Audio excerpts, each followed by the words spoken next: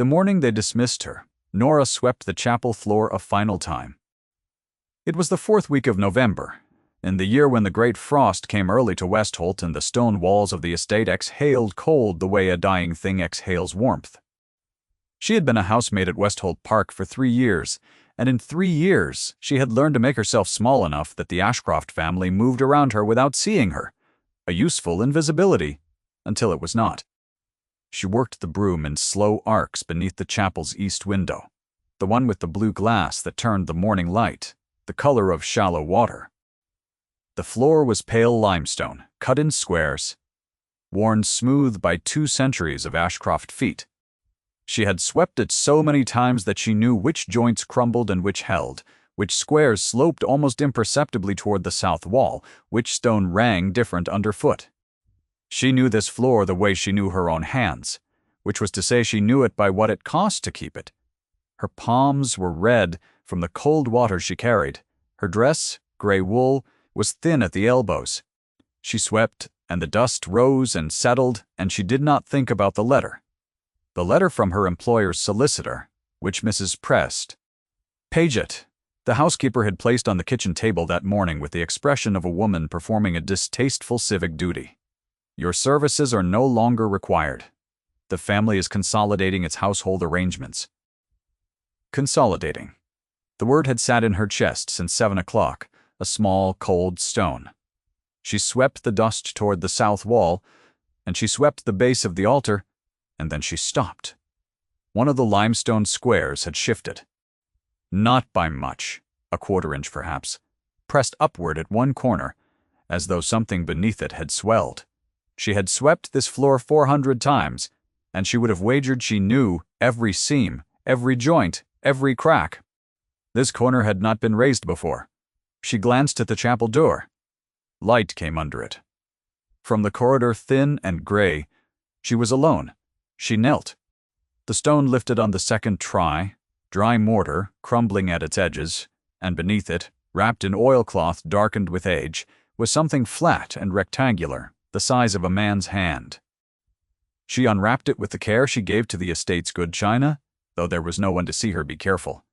Inside the oilcloth was a card, an ivory card, thick stock engraved in a hand she did not recognize. She turned it to the light. What she read on it changed everything she had believed about the Ashcroft family.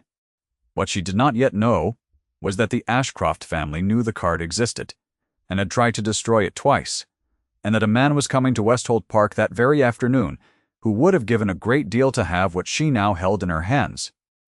She tucked the card into the bodice of her dress, replaced the stone with hands that did not quite shake, and finished sweeping the floor.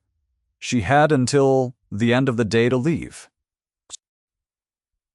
Nora Fenn was 23 years old, the daughter of a schoolmaster who had taught her Latin and mathematics alongside the parish children, and then left her nothing but his books when a fever took him in the spring of her 20th year.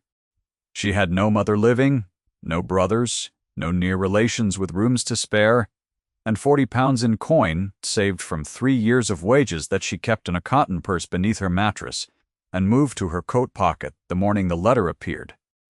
She had come to Westholt the way useful women of her station came to such places. Quietly, with good references and a careful manner, grateful to be taken on and careful not to cost more than she was worth. She had learned the house inside of a fortnight. She had learned the family in a month. The Ashcrofts were not cruel in any deliberate way. Lady Ashcroft, the widow of the late baronet, ran the house with the practical efficiency of a woman whose social position depended on never appearing to manage anything at all. She had 3 children, Mr. Clement Ashcroft, the heir, 28 and ambitious, who spent his weeks in London, and his weekends looking at the estate with the expression of a man calculating what could be sold, Miss Georgiana Ashcroft, 22 and already engaged to a prosperous man in Hereford, and young Mr. Scand. Edmund Ashcroft, 19, who was kind to the horses, and occasionally to the servants, and who would inherit nothing till Lady Ashcroft and Mr. Christing.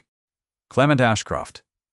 Nora was the girl who kept the chapel, and helped in the upstairs rooms on occasion, and otherwise occupied the lower strata of the household without troubling the upper ones.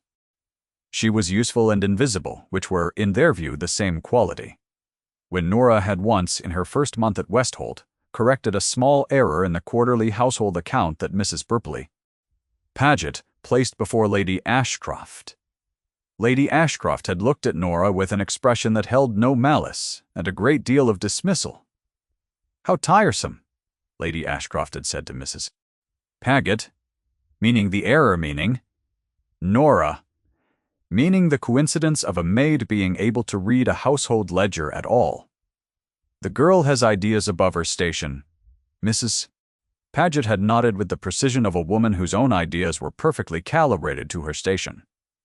Nora had said nothing. She had returned to the chapel. She had taken note. She took note. Now standing in the kitchen passage with her coat on, and her bundle of belongings under one arm, of how the card felt against her sternum, tucked inside her dress. It was not comfortable. It was, she thought, something like the sensation of carrying a coal that was too hot to drop. She did not examine it again until she was outside the park gates. She sat on the stile at the edge of the common and unwrapped the oilcloth with fingers that had gone clumsy from the cold, and she read the card a second time, then a third. The card was a deed of acknowledgment. Not a full deed, and those ran to many pages, but an acknowledgment, an instrument of record in the old style, witnessed and sealed, that stated a particular sum of money had been held in trust for Westholt's chapel by one Mr. Thomas Fenn of Westholt Village, schoolmaster, and that, upon his death, the funds were to revert to the Westholt estate only on the condition that the chapel property itself remained intact and unenclosed. Thomas Fenn, her father's name. She sat on the stile for a long time. The trust was real. Her father had administered it, as the solicitor for the previous baronet had apparently arranged. The chapel and the acre of land it stood on had never technically been part of the entailed estate. The late baronet had, by private agreement, settled the chapel and its grounds separately, the income from a small tenant farm going toward its upkeep. The card in Nora's hand was the acknowledgment that the trust existed. The card also, she understood slowly, meant that the Ashcroft family could not legally enclose or sell the chapel grounds without the trust being formally discharged. She understood why the family had burned it twice. She understood rather less clearly what she was supposed to do with this information, now that she was sitting on a cold stile with £40 and nowhere to go. What she did not see, because the bare autumn hedgerow was at her back, was the carriage that had come through the park gates 3 minutes after she passed through them, and the man who looked out of its window as it turned toward the house, and the way his eyes found her and settled there, still and particular, for the length of a breath. Lord Beaumont, the Earl of Caston, was 34 years old. He was the late baronet's nephew by a half-sister, and he had not been to Westholt in 4 years, not since his uncle's funeral, not since the conversation with Clement Ashcroft in the library that had ended with Clement saying, perfectly pleasantly, that the matter of the chapel trust was a private family arrangement, and that Caston had no standing to inquire. Caston had been inquiring ever since, quietly through channels that did not announce themselves. He was a man accustomed to quiet inquiry. He had learned it young, in the particular school of a household where the loudest voice in the room was the most dangerous one, and he had learned to move through such rooms without becoming the thing others aimed at. He kept his face still. He kept his counsel. He was considered cold by people who did not know him and reserved by people who did. And the distinction he had found was meaningless, except to him. He had come to Westholt because his solicitor, Mr. Bid. Gerald Hatch had written 3 weeks prior to say that he believed the acknowledgment card still existed, that it had not been destroyed despite Clement's claims to the contrary, and that it might be located beneath the floor of the chapel's east corner, where old instruments were sometimes kept in houses of this period. What he had not expected was to pass through the park gates and see a young woman sitting on a stile, holding a piece of oilcloth in her lap, with the careful expression of a person who had just understood something they wished they had not. He told his driver to stop. He stepped down from the carriage in the gray November morning, and the cold caught at his coat, and he walked to the stile with the measured pace of a man who was thinking quickly and showing none of it. She looked up when she heard his step. Her eyes were brown, he noted, and currently expressing something between wariness and a very deliberate composure that was not quite the same thing as calm. "You are sitting on the public stile," he said, "in weather better suited to February. Are you in difficulty?" Her chin came up a fraction. "I am perfectly well, my lord. I was merely resting." He had not given her his name. She had assessed his dress, his carriage, and his manner, and assigned him a rank in roughly 3 seconds. He noted this also. "You work at Westholt," he said. It was not quite a question. "I did," she said. "Until this morning." He looked at the oilcloth in her hands. She followed his gaze and did not move the oilcloth. They regarded each other for a moment. "I am Lord Beaumont, the Earl of Caston," he said. "My uncle was Sir Henry Ashcroft. I have come to Westholt on a legal matter that concerns the chapel property." She said nothing. He watched her decide something. "Come inside," he said. "You are cold, and what you have found concerns us both." If she registered that this constituted a considerable presumption from a man she had met 30 seconds ago, she gave no outward sign. She folded the oilcloth into her bundle, with hands that were red from the cold, and slid off the stile. She was perhaps 5 feet 4 inches, her gray dress thin at the elbows, her boots serviceable rather than warm, her spine straight in a way that was, he thought, a choice rather than a habit. "I have left Westholt service," she said. "I am not certain returning is appropriate. You would not be returning to Westholt service. You would be speaking with the estate's legal representative." He paused. "Also, you are shivering." She was. She followed him. His solicitor, Mr. Hatch, was waiting in the Westholt Great Hall with an expression that mingled professional gravity with considerable personal relief when he saw what Nora produced from the oilcloth. Clement Ashcroft, summoned by his butler, entered the room 7 minutes later and stopped when he saw Caston. "The card is here," Caston said. "If you will permit me to explain what the card is, Mr. Ashcroft." Hatch said, with the tone of a man who had explained this before to parties who had not wished to hear it. "It is the instrument of acknowledgment for the chapel trust established by your father in 1804. It establishes that the chapel and its attached acre are not subject to enclosure, sale, or transfer without the trust being formally discharged through the proper channels. The chapel was formerly used, under the terms of your father's arrangement, by the village parishioners as a secondary place of worship, and that use constitutes a legal interest in the property." Clement Ashcroft looked at the card. He looked at Nora. His expression was not angry. Exactly. It was the expression of a man whose carefully laid plan had encountered a fact he had not sufficiently accounted for. "The maid found it," he said. "Yes," Caston said. "Where precisely did she find it?" There was a particular silence. Nora met Clement Ashcroft's eyes without difficulty. "Beneath the chapel floor," she said. "In the east corner. I was sweeping." Clement was quiet for a moment. Then, to no one in particular, he said, "She is only a maid. She has ideas above her station." The words were mild. They were calibrated to wound without appearing to aim. They were, Nora understood, precisely the same words Lady Ashcroft had used 3 years ago, produced now for a different audience and the same purpose. Mr. Hatch cleared his throat. "If I may continue," Caston looked at Nora. She was watching Clement with an expression of complete professional absence, as though she had simply not heard the words, and he had seen that expression before, on the faces of people who had learned to carry insults the way they carried extra weight in winter, without remarking on the cold.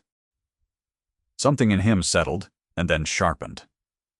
What followed took the better part of 2 hours. Mr. Hatch laid out the trust's history with the patient thoroughness of a man who had prepared for opposition, and met less than expected. The acknowledgement card, combined with documentation, Mr. Hatch had retrieved from the parish records and from the late baronet's own private papers, established clearly enough that the chapel trust was valid, that it had never been legally discharged, and that the enclosure scheme Clement had quietly filed with the county 2 months prior was not, in fact, legally sound. Clement sat very still throughout most of this.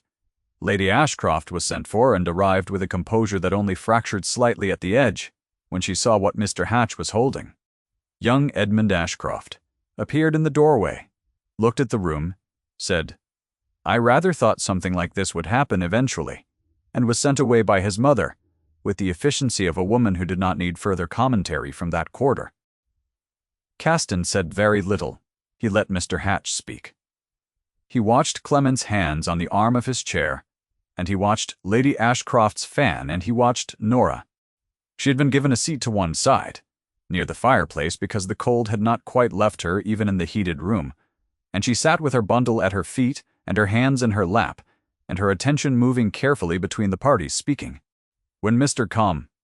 Hatch produced a document for reference and could not locate the relevant passage, she said quietly, "It is on the 3rd page, in the 2nd paragraph," and found it immediately when the document was passed to her and did not look up to see if anyone had noted this. Caston had noted it. By the time Mr.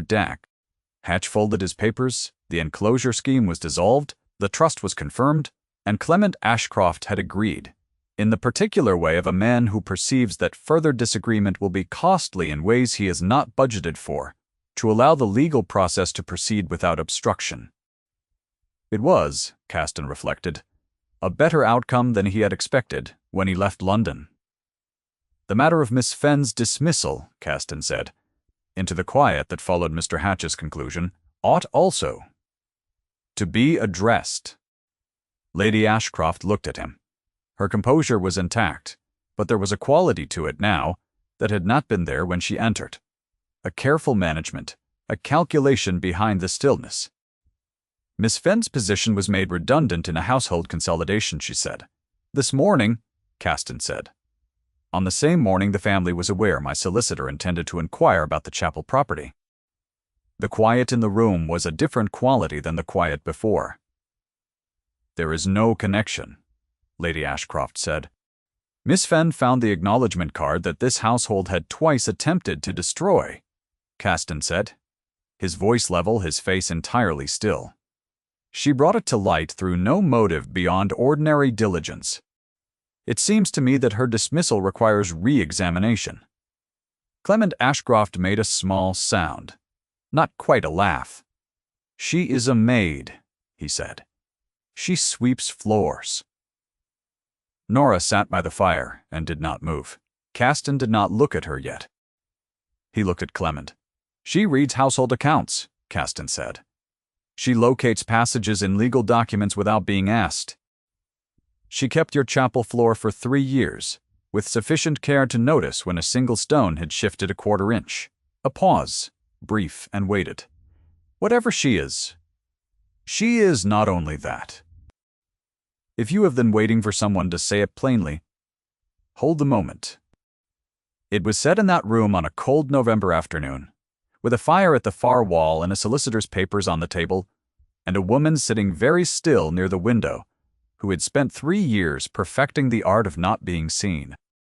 She heard it. She did not look up. What she felt precisely was the sensation of a weight she had been carrying for so long that she had stopped noticing it, simply failing to be there for a single instant, not lifted, not removed, but briefly, in that one sentence, unacknowledged as necessary. It was enough.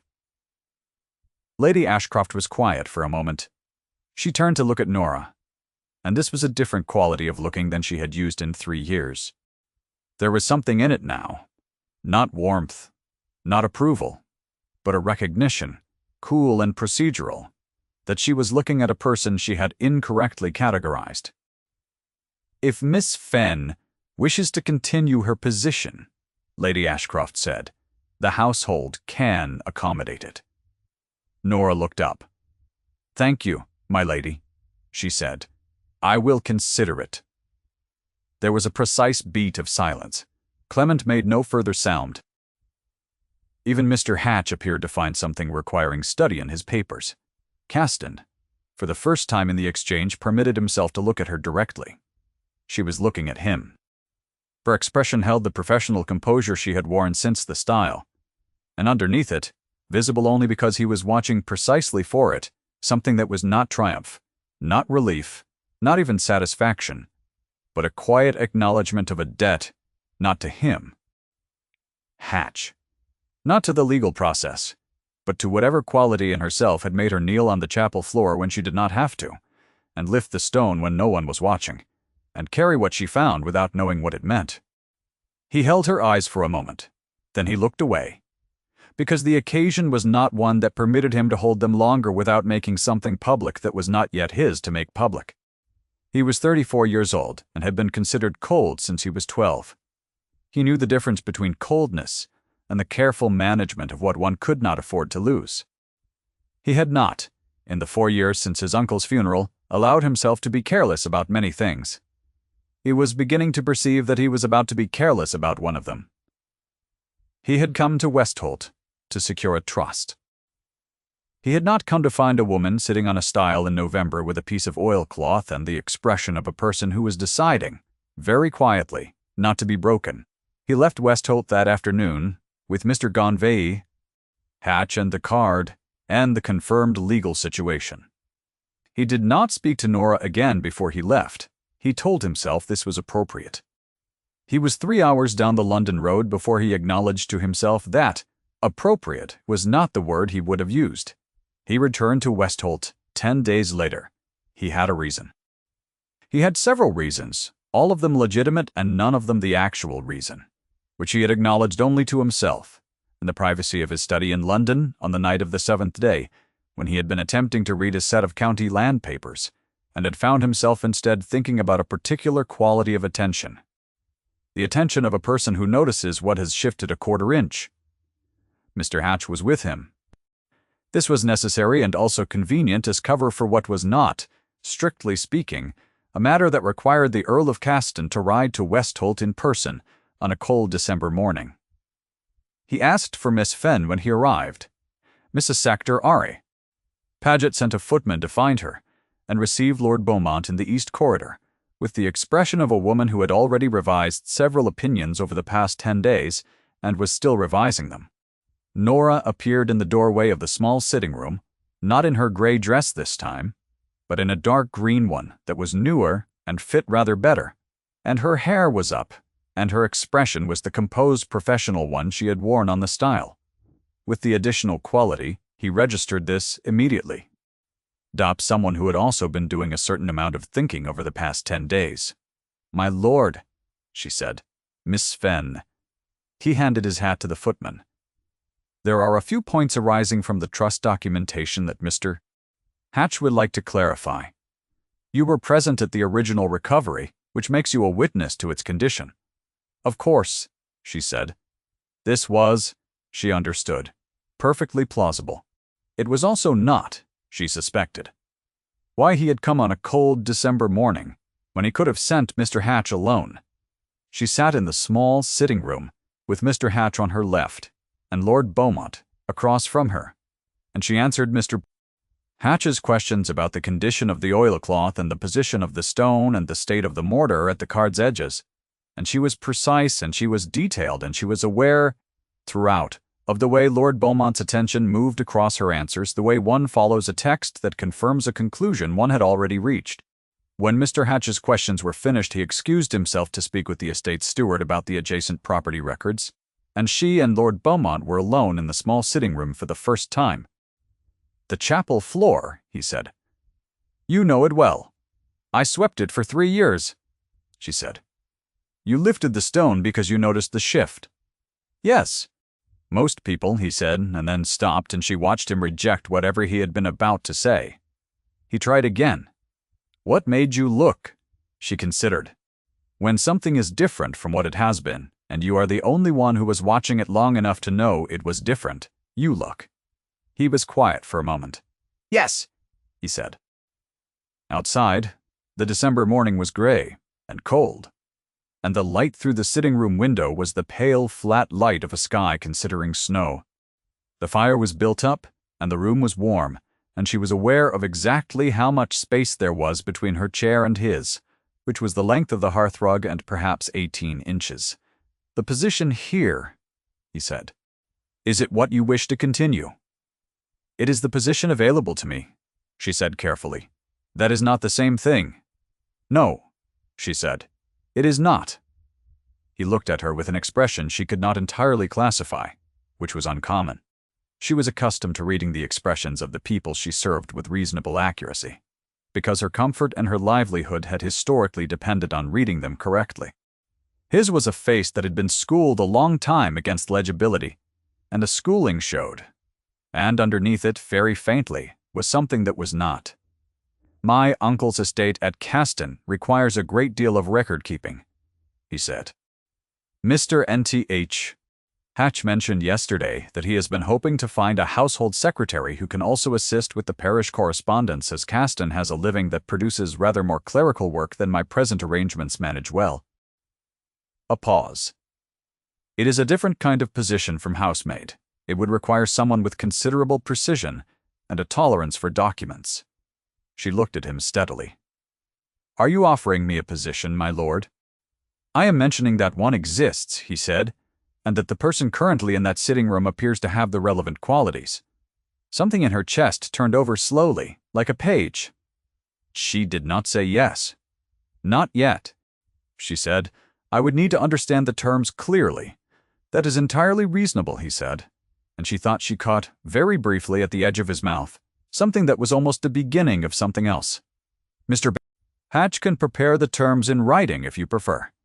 "I would prefer that," she said. "I have found that things in writing are more reliable than things that are not." He met her eyes.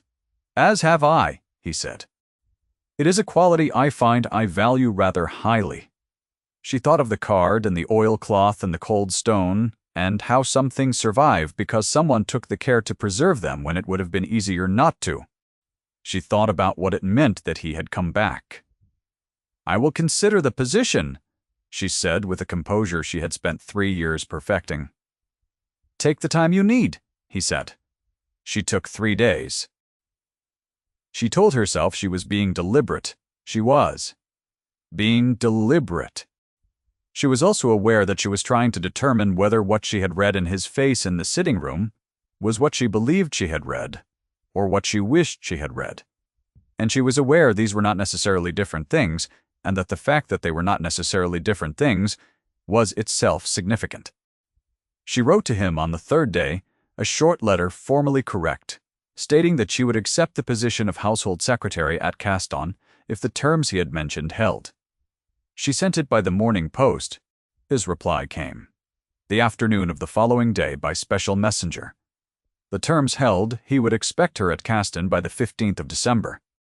He added, at the end, in a hand that was even and controlled, and altogether nothing like what the addition cost him to write, that he was pleased she had decided to come. She held that letter for rather longer than she held most letters. Caston was a different world from Westholt. Where Westholt had been the house of a family straining to maintain what they had always had, Caston was the house of a man who ran what he owned with the same attention he brought to everything else, which was to say, carefully, without waste, and with a sustained interest in what was actually true rather than what was convenient to believe. The estate accounts were meticulous. The tenants' records were complete, the parish correspondence was voluminous and deeply disordered, which was, she suspected, why the position existed. She sat at the desk in the estate office on her first morning and began to create order out of it, and she had the particular sensation of a person doing a thing they were precisely suited to do, which is a sensation not everyone is fortunate enough to encounter. He came by the office that afternoon. He did not linger. He stood in the doorway for a moment, looked at what she had already done with the correspondence, and said, "Only the Fairgrove family's letters. Are chronological by date. If you could group them by subject instead, it would assist my review," and left. She grouped them by subject. He came by the office the following afternoon, and the one after that. He asked a question about the living. She found the answer.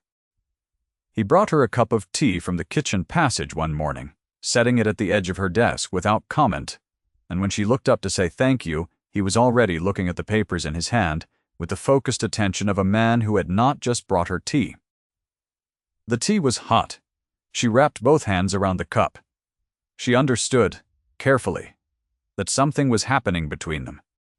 She was not a woman given to misreading situations, having spent 3 years in a situation that required she read them accurately. She understood that he looked at her the way one looks at a problem that is also, somehow, a solution. She understood that he found reasons to be in the same room as her that were plausible, but not quite necessary. She understood that he had hired her because she was competent and because she had found the card. And she understood also that he had hired her because he had watched her sit by the fire in the Westholt sitting room and had formed a view of her that had nothing to do with her competence. She also understood that he was not a man who moved quickly or carelessly, and that whatever was happening would happen in his time and with the gravity it deserved, and that patience was a quality she had in abundance. The patience was tested in December when they attended the Christmas gathering at the Kelling estate, which was the principal social event of the local season, and which had the particular character of a gathering where everyone knew everyone else's position precisely, and where Nora's position, household secretary, which was not the same as lady's companion and not the same as governess, and not the same as housemaid, but not the same as any of the recognized categories of respectable gentlewoman either, made her a subject of interest to the assembled company. Mrs. Kelling, who was a woman of great social confidence, and a tongue that she employed like a chisel, placed Nora at the far end of the supper table and addressed her, across 3 other guests, with a remark about Lord Beaumont's new domestic arrangements. "I hear you found something useful in the Ashcroft Chapel," she said, in the tone of a woman naming an accomplishment that is also a question about one's standing. "You must be a very thorough maid." The table was quiet. Caston, at the far end, did not look up. "A former maid," said Lady Kelling, who was the elder Mrs. Kelling's daughter-in-law, and who had a mind considerably sharper than her mother-in-law's household secretary now, I believe. "A fine distinction," Mrs. Kelling said pleasantly, calibrating. Nora smiled and said nothing. She had learned the value of saying nothing when words would cost more than they purchased. What she had not anticipated was Edmund Ashcroft, who was at the Kelling gathering as a guest of young Mr. Astery.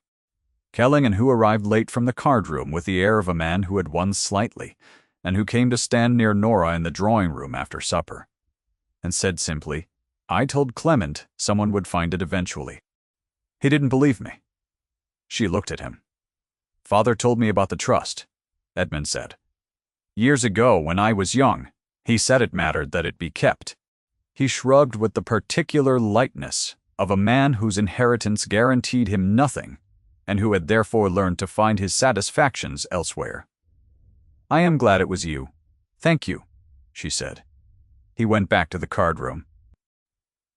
She stood with her glass of wine and thought about what it meant that the late baronet had told Edmund, but that the card had been hidden under the floor rather than placed in the family's keeping. She thought about what it meant to protect something by hiding it so that only someone who had been watching long enough could find it. The thought stayed with her through the drive back to Caston and into the house. And she was still thinking about it when Lord Beaumont paused in the hall and said, without preamble, "You should not have been placed at the end of the table." She looked up. "It was the practical arrangement," she said. "It was an insult, dressed as practicality," he said. And his voice was even, and his face was still, and she could hear underneath both something that was not. She thought about several things to say, and chose none of them. "Mrs. Kelling called me a very thorough maid," she said instead. A pause. "I noticed." She held his eyes for a moment. "It is not the first time something of that nature has been said." "No," he said. "I imagine it is not." He did not say anything further. He turned toward the study. She went to the office. She sat at the desk for a long time without lighting the lamp in the cold dark, thinking about what it meant that he had noticed, and what it meant that he had said so, and whether those two things together amounted to something, or whether she was a woman who had spent too much time in other people's houses learning to read what she needed to read into the few words available to her. The card had survived 2 attempts at destruction. She thought about that too. The solstice came. The estate settled into its winter quiet, and the correspondence slowed. And there were mornings when she had finished her necessary work by noon and spent the afternoon cataloging the library, which had been allowed to drift into disorder, and which responded to her attention the way the chapel floor had responded to her broom. He found her in the library one afternoon, on the ladder at the far shelf, and said, "Come down from there." She came down. He was standing at the foot of the ladder with an expression she was beginning to know, which was the expression of a man who had something to say and was choosing carefully how to say it. "Sit down," he said. She sat. He sat across from her. For a moment he said nothing, and she watched him decide which was a thing she had become quite good at reading, the moment of decision behind a still face. "I was engaged once," he said, 7 years ago. She did not speak. Her name was Charlotte Pelham. She was the daughter of a neighbor, and we had known each other since childhood, and when I was 27, I asked her to marry me, in the way one does things when one has known them long enough to believe that knowing something is the same as understanding it. He stopped. She died in the winter of our engagement. A fever, the same kind that takes people in winter. 6 weeks from health to naught. He was quiet again. I had been in London on an estate matter the week before she became ill. I had told her I would return by Friday, and did not return until the Monday, because the matter required it. I have not entirely stopped thinking about the 2 days. Nora looked at him. He was looking at his hands, which were resting on the arms of his chair with the careful stillness of a man who had made a decision not to be moved by something, and found it required a great deal of effort. "I am sorry," she said. Not as a formula, as the only honest thing available. He looked up. His eyes were dark gray. She had known that since the style, and in the low light of the winter afternoon, they were the color of a sky, considering weather. "I have been managing the estate, and the living, and the business of being what I am," he said, without making any particular allowance for the possibility that any of it could matter to anyone in the way that things used to matter. He paused. "You found a card under a chapel floor. You found it because you had been watching the floor for 3 years when no one asked you to watch it. You watched it because you are the kind of person who watches things that matter." Another pause. "I find I have been watching you, and I find I cannot stop doing so, and I thought you ought to know." The room was very quiet. She understood that this was not a declaration. It was a window, opened by a man who opened windows rarely, and the cold air that came through it was real, and it was his. "I have been watching you also," she said with the precision she brought to all things, since the style. He was quiet. "You came back," she said. "Yes, you came back for the trust." "I came back," he said, "because of the style of Mr. Hatch did not require my presence at Westholt." She let that settle where it needed to settle, and it settled rather deeply. "I am your secretary," she said. "You are," he said, "the person who kept a chapel floor for 3 years with enough care to find what was buried in it, and who sat on a cold stile in November holding what she found and deciding what to do with it, and who has been ordering my library for 3 weeks because she could not tolerate disorder." He met her eyes. "You are a great many things before you are my secretary." Outside it had begun to snow, soft and white, coming down steadily past the library window. She thought of Mrs. Kelling's table. She thought of Lady Ashcroft's face when she looked up from the household account. She thought of Clement saying flatly that she was only a maid. She thought of the card in the oilcloth, hidden twice, and surviving twice, waiting for someone who had been watching long enough to notice when something shifted. She thought of the way he had looked at Clement, and said what he said quietly and precisely, in the plain voice that left no room for dispute. "I am not a romantic person," she said. "I should warn you of that." "I know," he said. "I find it is not a quality I require." Something very quiet and very warm moved through her. "What do you require?" she asked.